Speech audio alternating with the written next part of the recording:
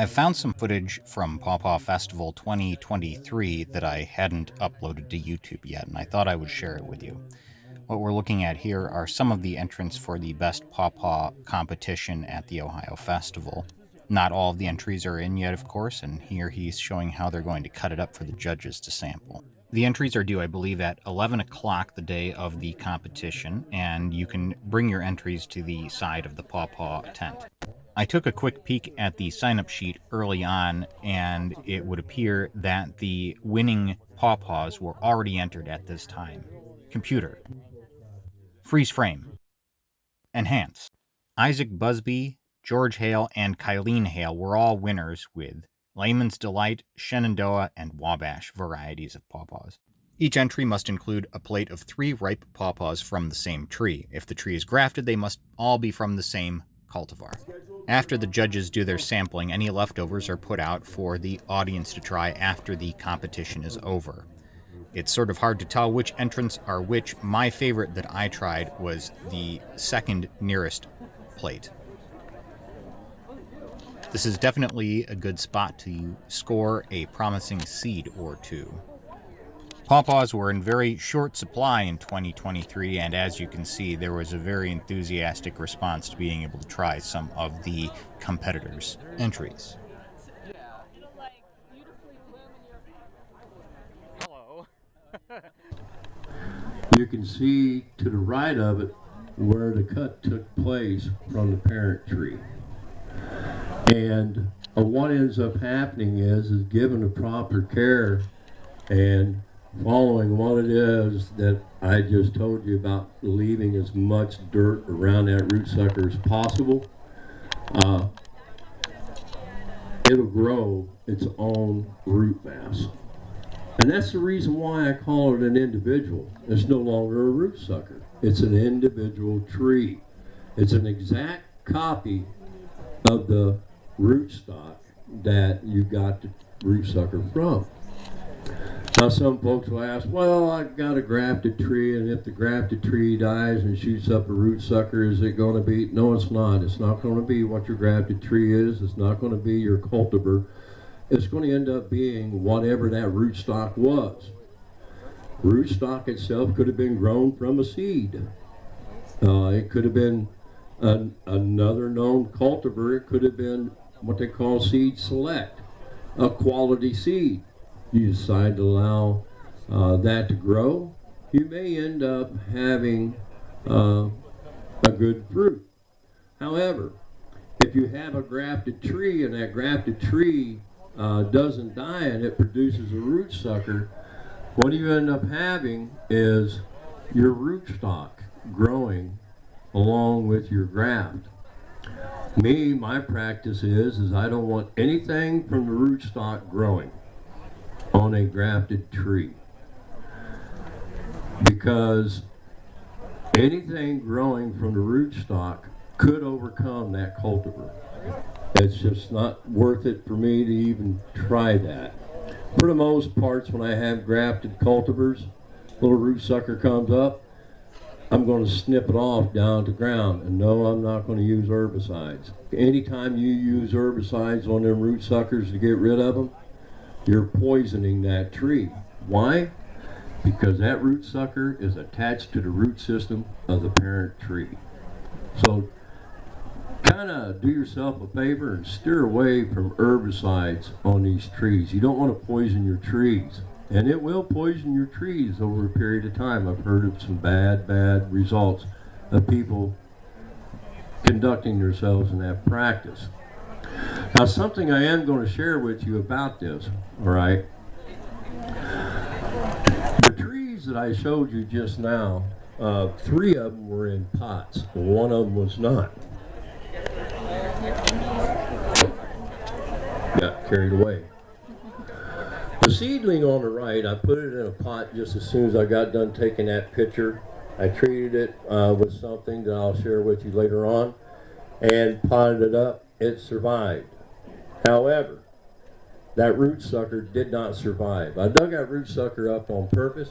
I brought it out, laid it there to take that picture, and yes, I did plant that root sucker and it did not survive. And the reason being is when I dug that root sucker up, I disrupted something under the ground that helped in destroying that root sucker, which I'll share later. That's a bare root. That's not good. Now back to this picture. Both of those trees survived. They both survived that transplant. As soon as I took care of that picture right there, I went ahead and I transplanted them into pots. I treated them with what it is I treat my seedlings and suckers with, and planted in a pot. The root mass is one of the things. Both of those trees survived. And you know, there's something else I'd like for you to really look at close on this picture. You see at the top of the root sucker, there's parafilm up there, and that root sucker was a grafted tree. I grafted that root sucker this year. So we got more than one stress factor going on. We have a bare root tree, and we also have a grafted tree. That was a grafted root sucker, and which, by the way, is still alive today. That's an SAA overlease. So it survived that transplant. And a lot of that's got to do with what you see below it, all that root mass. That root mass is what helped that tree to survive. Grafted root suckers. In 2019, I decided to plant out my own little personal orchard. And as I said, 50% of those trees were root suckers at one time. This was done in 2019. I planted them there, I protected them, and then the following year I went ahead and grafted those trees, converted them over to a known cultivar. 2019 root sucker, grafted in May of 2020. That one there is an NC1. This year I went out there, that picture, by the way, was probably taken about the middle of July. Maybe the beginning of August, after the graft took place. This year, I went out there and I took a series of pictures because we had talked about this presentation and I wanted to show something to you. That's the same tree as of June of this year. It took it 3 years to get to that point from the graft. Incidentally, that tree is big enough to carry fruit, but that bad freeze that the previous gentleman had just talked about really put a hurt. Had a total of somewhere around 6 to 7 trees that should have been able to produce fruit this year. And out of all those trees, I have one cluster, and that's it. Well, at least I'll get to taste a little bit of something anyways. Once again, another root sucker that had been grafted in 2020. I dug it up in 2019, also an NC1, and the same tree this year, an NC1. And what I'm going to do is, like I said, I'm going to try and go through this part quick because we got some good ground to cover. That one there is another one. It's a sunflower grafted in May, and that too was a root sucker. The same tree in June. Now something you're going to notice. Yep.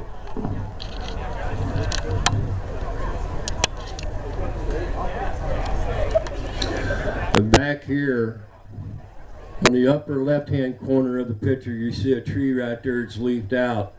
That tree got grafted. I top worked that tree. And that's the reason why in the next picture, you see all the stems on it. The leaves are no longer there. And that's because I grafted that tree. I top worked it and tried to convert that tree over to a Potomac with a number of grafts. I stuck 9 grafts into that tree, and all of them were just Potomac. This one here is one that is a root sucker that I had grafted last year in May of 2020. It's a Davis. I went with Davis because of NC1. From my understanding, NC1's a cross between Davis and Overlease. So I thought, you know what, I'm going to go ahead and graft a Davis. I've already got an Overlease, and I wanted to take a look at what are the characteristics between the two that cause the characteristics of the Overlease. I look at things very closely like that. And by the way, that tree is doing very, very well. The graft that I did on that was a graft that I showed down at the Pawpaw Conference. I call an inlay graft. And it's not completely healed in this picture, but that tree right now, it completely scabbed over. You can't see that little knock on the side of it.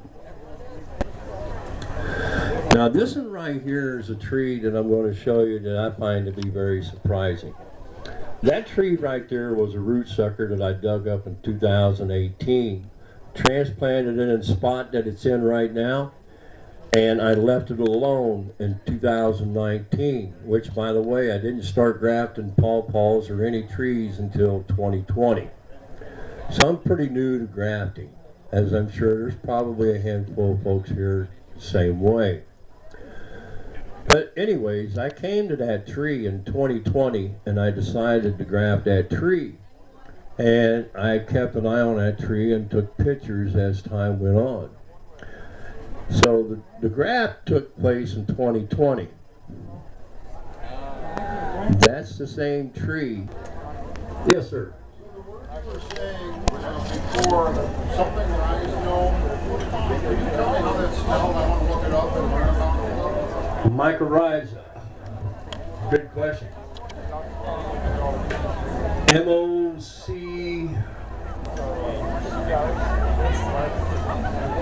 I'm going to have to look that up. I can't remember exactly. That's a hard word to spell. I'm going to say M-Y-C-O-R-R-H-A-E.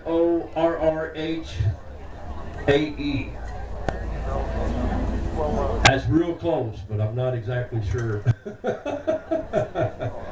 Any other questions? Fall or spring, try to transplant. Well, once again, it depends. It depends on how much green you have on the tree. Me, myself, I plant all summer long, but you got to take care of it. You can't just plant it, walk away, and forget about it. And that's the key. Take care of what it is that you're doing. Oh, I'm doing well. I think they just asked James to spell mycorrhiza on the Today Show. And I treated all that. That's a tricky one. My heart goes out to him.